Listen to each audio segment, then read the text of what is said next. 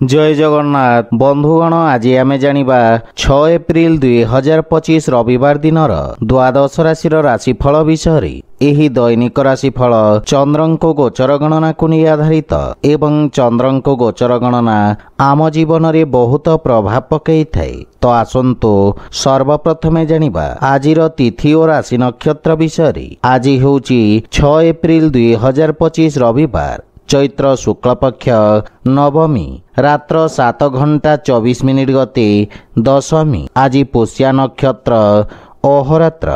आज कर्कट चंद्र अहोरात्र। आजिर पर्वोत्सव सर्वसम्मत श्रीराम नवमी। आजिर शुभ बेला प्रातः 6 घंटा 32 मिनिट रु दिवा 9 घंटा 52 मिनिट पर्यंत। आजिर सूर्योदय प्रातः 5 घंटा 42 मिनिट। आजिर सूर्यास्त संध्या 6 घंटा 10 मिनिट। आज घात चंद्र नास्ति एवं मेष राशि घात बार। आज लाउ खाइबा निषिद्ध। तो बंधुगण आसंतु जानिबा आजिर राशिफल विषय। ता पूर्वरु आम चैनल को जो माने नुआ करी आछंती तले थिबा लाल रंगर सब्सक्राइब बटन को दबाई आम चैनल को सब्सक्राइब करंतु ओ पाखरे थिबा घंटी बटन को दबाई ऑल रे सिलेक्ट करंतु काहेकि ना आमे अपलोड करिथिबा प्रत्येक वीडियोर नोटिफिकेशन आपण सर्वप्रथमे पाई परिबे। तो प्रथमे जानिबा मेष राशि विषय रे। आज चंद्रदेवंक चतुर्थ भाव रे गोचर कारणरू किछि समस्या आपनଙ୍କୁ हैरान करि पारे। कर्म क्षेत्र रे परिवर्तन एवं स्थानांतरणर संभावना रही किंतु आपणक कठिन परिश्रम एवं धैर्य बल रे आपण समस्त समस्यारू मुक्ति पाई परिबे। आपणक आत्मविश्वास वृद्धि पाइब एवं निष्पत्ति नेबार क्षमता विकसित हेब जहा फल रे आपणकर किछि गुरुत्वपूर्ण कार्य समाधान हेबार संभावना रही। पारिवारिक जीवन रे पारिवारिक संपर्क खराब होई पारे। सेथिपाई गृह कलहरु दूरे रहिबा पाई आपण परिवारर परिवेश को सकारात्मक रखिबार प्रयास करंतु। मातांक सहित थिबा मतभेद को विचार विमर्श करी समाधान करिबा परे मानसिक शांति बजाय रहिब। आर्थिक दृष्टिरू सामान्य संघर्ष करिबाकू पड़ी पारे किंतु परिणाम आपणक पई उत्तम रहिब। अनावश्यक खर्च रे नियंत्रण बजाय रखंतु एवं रक्तचाप रोगी स्वास्थ्य अवस्थार विषय ध्यान रखिबा उचित। आज आपण ओं आदित्याय नमः मंत्र जप करंतु शुभ फल पाइबे। वृष राशि आपणक तृतीय भाव रे चंद्रदेवंक गोचर आपणक राजनैतिक वर्चस्व रे वृद्धि करिब एवं आपणक पराक्रम रे वृद्धि हेब। आपण निज भितरे एक नूतन सकारात्मक शक्ति अनुभव करने समर्थ हेबे। सामाजिक मान सम्मान वृद्धि पाइब एवं आपणक भाई भौणीक साहाय्य रे समस्त कार्य सफल हेब। पारिवारिक परिवेश स्वाभाविक रहिब किंतु आपणक भाई भौणी माने किछि समस्यार सम्मुखीन होई पारंती। श्वशुर घर पक्षरु किछि वाद विवाद ओ मनमालिन्यर संभावना रही। सेथिपाई बुझी विचारी कथबार्ता करंतु। जीवन साथी किछि स्वास्थ्य संबंधित समस्या देखा देई पारे। सेथिपाई मानसिक चिंता को निज उपरे प्रभावी हेबाकू दियंतु नहीं। आर्थिक स्थिति उत्तम अनुकूल रही एवं कौनसी प्रकार गुप्त मार्ग माध्यम रे धन प्राप्तिर संभावना रही किंतु स्वास्थ्य अवस्था रे अनियमित रक्तचाप जनित समस्या देखा देई पारे। सेथिपाई स्वास्थ्य को अणदेखा करंतु नहीं। आज आपण भगवान कृष्ण को तुलसी दल अर्पण करंतु शुभ फल पाइबे। मिथुन राशि आपणक द्वितीय भाव रे चंद्रदेवंक गोचर आपणक साथी मानक सहित संपर्क रे किछि तिक्तता आनी पारे किंतु वाणिज्य व्यवसाय दृष्टिरू दिनटी उत्तम लाभदायक रहिब। आपण कार्यक्षेत्र रे उत्तम सफलता प्राप्त करिबे। रोजगार बा नियुक्ति क्षेत्र रे पदोन्नतिर संभावना रही। जे कोनोसी कार्य रे यात्रा करिबा आपणक पई लाभदायक प्रमाणित हेब। किंतु पारिवारिक जीवन रे जीवनसाथी किछि कथा आपणको कष्ट देव, किंतु पितांक पूर्ण सहयोग और मार्गदर्शन आपणको लाभ प्रदान करिब। माता और जीवनसाथी मध्यरे किछि विवादर संभावना रही जहा पारिवारिक कंदल सृष्टि करिपारे। प्रेम संबंध रे प्रगाढ़ता आसीब। आर्थिक स्थिति क्षेत्र रे आंशिक धन लाभ बा संपत्ति आपण लाभवान हेबे। स्वास्थ्य अवस्था उत्तम अनुकूल रही एवं आपण रोगरु मुक्ति पाइबे। आज आपण सूर्यदेव को सिंदूर मिश्रित जल अर्पण करंतु शुभफल पाइबे। कर्कट राशि आज आपणक पूर्वरु लागी रहितवा मानसिक चाप बा समस्यारु मुक्ति मिलिब तथा आपणक स्वभाव रे सकारात्मक परिवर्तन आसीब एवं आपणक प्रभाव क्षेत्र रे वृद्धि हेब। आपणक अटकी रहितवा कार्य रे प्रगति आसीब। शिक्षा क्षेत्र रे कार्यरत व्यक्तिंक पई समय अत्यंत शुभ रही तथा छात्र छात्री मानंकु भविष्यत संबंधित समस्यार समाधान मिलिब। मातुल घर पक्षरु संबंध रे प्रगाढ़ता आसीब एवं परिवार छोट सदस्यंक सहित आपण उत्तम समय व्यतीत करिवे। भाई भौणींक पूर्ण सहयोग मिलिब।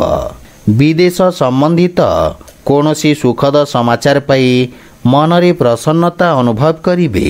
प्रेम जीवन रे किछि आनंददायक समय व्यतीत करिवे तथा आर्थिक स्थिति आहुरी सुदृढ़ हेबाकु लागिब एवं आयर नुआ स्रोतर निर्माण हेब एवं पूर्वरु लागी रहितवा स्वास्थ्य समस्यारु मुक्ति मिलिब। आज आपण सूर्यदेवंकु जल अर्पण करंतु शुभफल पाइबे। सिंह राशि आज आपणक द्वादश भाव रे चंद्रदेवंको गोचर आपणको मानसिक चिंताग्रस्त करिब। छोट छोट कथा को नहीं आपणक स्वभाव रे तिक्तता तथा विरक्तिर समावेश हेब। किछि अप्रिय स्थिति उत्पन्न होई पारे जहा व्यवसाय रे किछि क्षतिर जोग उत्पन्न करिब। रोजगार क्षेत्र रे परिवर्तन पई समय शुभ नुहे। पितांक सहित कौनसी विषय को नहीं वाद विवादर संभावना रही। आकस्मिक खर्च कारणरू पारिवारिक स्थिति कलहपूर्ण रहिब एवं कौनसी प्रकार अर्थ देवा नेबारू आपणको दूरेई रहिबा उचित, अन्यथा क्षतिर संभावना रही।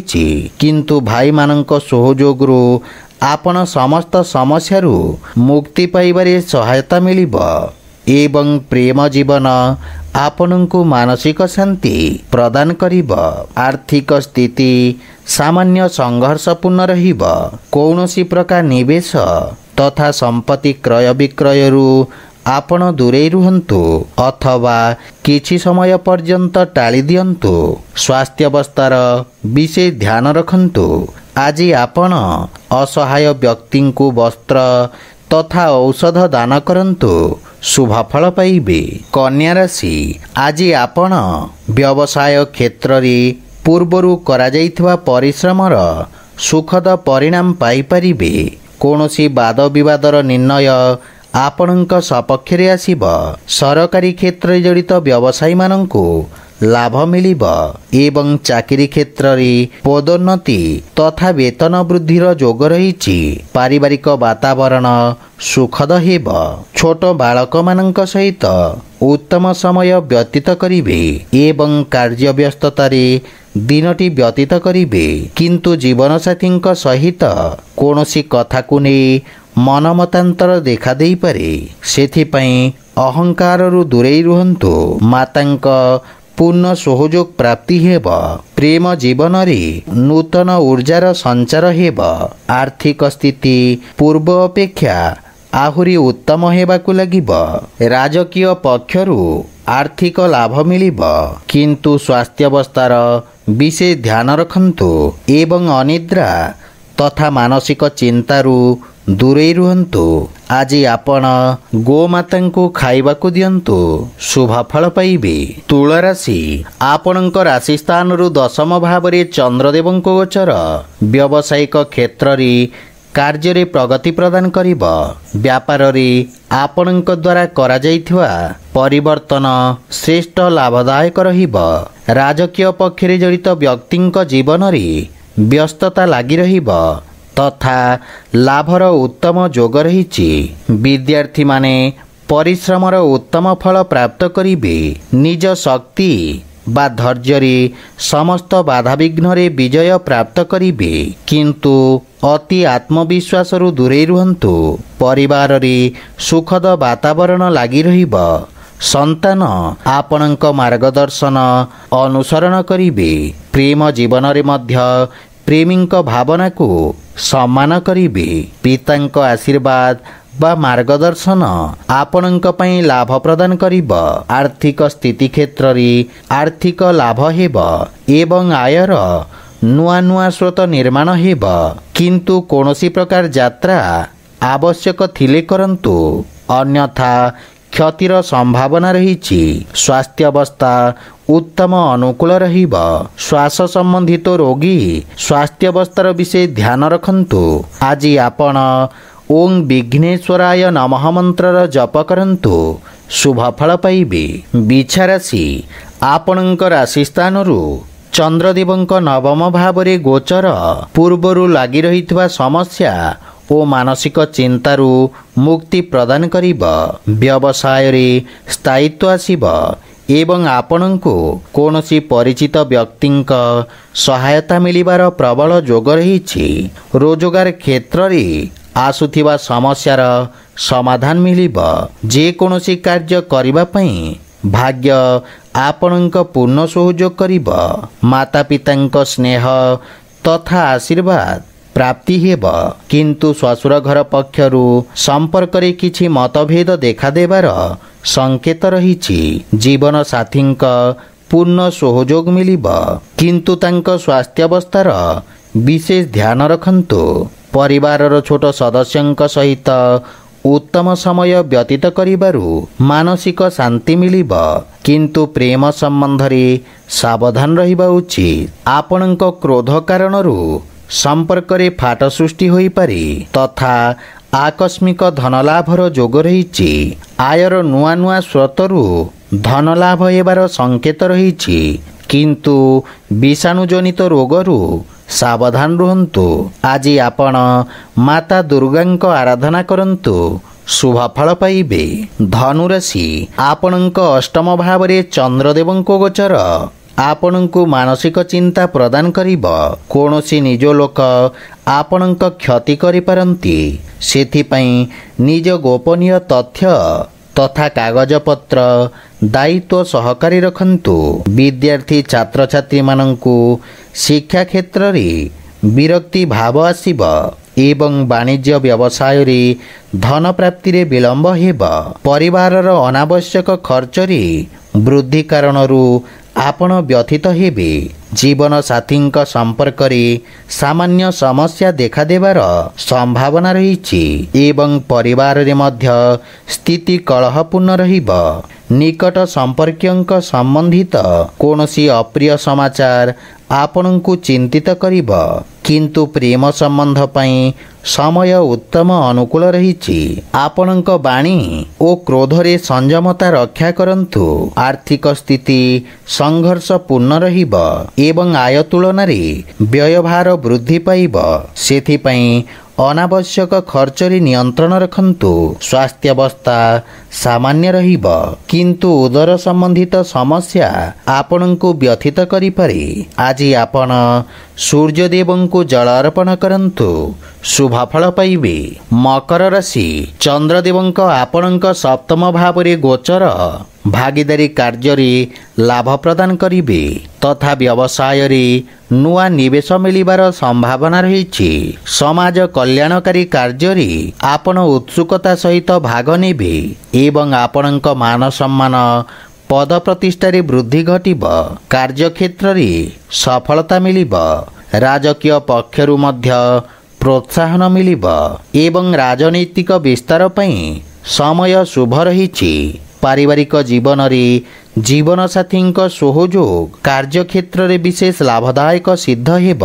କୌଣସି ବଡ଼ ସମସ୍ୟାର ସମାଧାନ ଖୋଜିବାରେ ଆପଣ ସଫଳ ହେବେ। ଯଦି ଆପଣ ଅବିବାହିତ ତାହେଲେ ବିବାହ ସମ୍ବନ୍ଧିତ କିଛି ଶୁଭ ସମାଚାର ପ୍ରାପ୍ତି ହେବ। ପିତାଙ୍କ ସେବା କରି ଆଶୀର୍ବାଦ ପାଇପାରିବେ। ବନ୍ଧୁମିତ୍ରଙ୍କ ସହଯୋଗ ପ୍ରାପ୍ତି ହେବ ଏବଂ ଭାଇଙ୍କ ସହିତ କୌଣସି ନୂଆ କାର୍ଯ୍ୟ ଯୋଜନାରେ ଚର୍ଚ୍ଚା କରିବେ ତଥା ଆର୍ଥିକ କ୍ଷେତ୍ରରେ ସମୟ ଅନୁକୂଳ ରହିଛି। ଆୟର ନୂଆ ନୂଆ ସ୍ରୋତରେ ବିକାଶ ହେବ। ଆପଣଙ୍କ ସ୍ୱାସ୍ଥ୍ୟାବସ୍ଥା ଉତ୍ତମ ଅନୁକୂଳ ରହିବ। ବିଶେଷ ରୂପରେ ହୃଦୟ ସମ୍ବନ୍ଧିତ ରୋଗୀ ନିଜର ଧ୍ୟାନ ରଖନ୍ତୁ। ଆଜି ଆପଣ ଅସହାୟ ବ୍ୟକ୍ତିଙ୍କୁ ସାହାଯ୍ୟ କରନ୍ତୁ, ଶୁଭଫଳ ପାଇବେ। କୁମ୍ଭ ରାଶି, ଆପଣଙ୍କ ରାଶି ସ୍ଥାନରୁ ଷଷ୍ଠ ଭାବରେ ଚନ୍ଦ୍ରଦେବଙ୍କ ଗୋଚର ଆପଣଙ୍କ ଖର୍ଚ୍ଚରେ ବୃଦ୍ଧି କରିବ। ଆପଣ ନିଜ ବୁଦ୍ଧି ଏବଂ କୌଶଳ ବଳରେ ସମସ୍ତ ଲକ୍ଷ୍ୟକୁ ହାସଲ କରିବାରେ ସକ୍ଷମ ହେବେ। ଆପଣଙ୍କ କିଛି ଗୁପ୍ତ ଶତ୍ରୁ ଆପଣଙ୍କ ଭାବମୂର୍ତ୍ତିକୁ ନଷ୍ଟ କରିବାକୁ ପ୍ରୟାସ କରିବେ। ଆପଣ ନୂତନ ଲୋକଙ୍କ ସହିତ ସାକ୍ଷାତ କରିପାରନ୍ତି। କ୍ୟାରିୟରରେ ଉତ୍ତମ ଉନ୍ନତିର ଯୋଗ ରହିଛି ତଥା ନୂତନ କାର୍ଯ୍ୟ କରିବାର ପ୍ରୟାସ କରିବେ। କାର୍ଯ୍ୟକ୍ଷେତ୍ରରେ ସ୍ଥିତିରେ ସୁଧାର ଆସିବ ଏବଂ ସହକର୍ମୀଙ୍କ ପରାମର୍ଶରୁ ଆପଣ ଉପକୃତ ହେବେ। ମାତୃଳ ଘର ପକ୍ଷରୁ ପୂର୍ଣ୍ଣ ସହଯୋଗ ଓ ମାର୍ଗଦର୍ଶନ ପ୍ରାପ୍ତି ହେବ। କିନ୍ତୁ ପାରିବାରିକ କଳହରୁ ଦୂରେଇ ରୁହନ୍ତୁ ତଥା ପରିବାର ସଦସ୍ୟଙ୍କ ସ୍ୱାସ୍ଥ୍ୟର ଯତ୍ନ ନିଅନ୍ତୁ। ପ୍ରେମ ଜୀବନରେ ବାଣୀର କଠୋରତା ହେତୁ ସମ୍ପର୍କରେ ଫାଟ ସୃଷ୍ଟି ହୋଇପାରେ। ସେଥିପାଇଁ ଅନାବଶ୍ୟକ ବାଦବିବାଦ ଓ ଯୁକ୍ତିତର୍କରୁ ଦୂରେଇ ରୁହନ୍ତୁ। ଯଦି ଆପଣ ବ୍ୟବସାୟିକ ଋଣ ପାଇଁ ପ୍ରୟାସ କରୁଛନ୍ତି ତାହେଲେ କୌଣସି ପରିଚିତ ବ୍ୟକ୍ତିଙ୍କ ସାହାଯ୍ୟ ପାଇବାର ସମ୍ଭାବନା ରହିଛି। ସ୍ୱାସ୍ଥ୍ୟାବସ୍ଥା ସାମାନ୍ୟ ରହିବ ଏବଂ ଗଣ୍ଠି ପୀଡ଼ା ଯନ୍ତ୍ରଣା ଭୋଗୁଥିବା ରୋଗୀମାନେ ଉପକୃତ ହେବେ। ଆଜି ଆପଣ ବୃଦ୍ଧ ଲୋକଙ୍କୁ ସାହାଯ୍ୟ କରନ୍ତୁ, ଶୁଭଫଳ ପାଇବେ।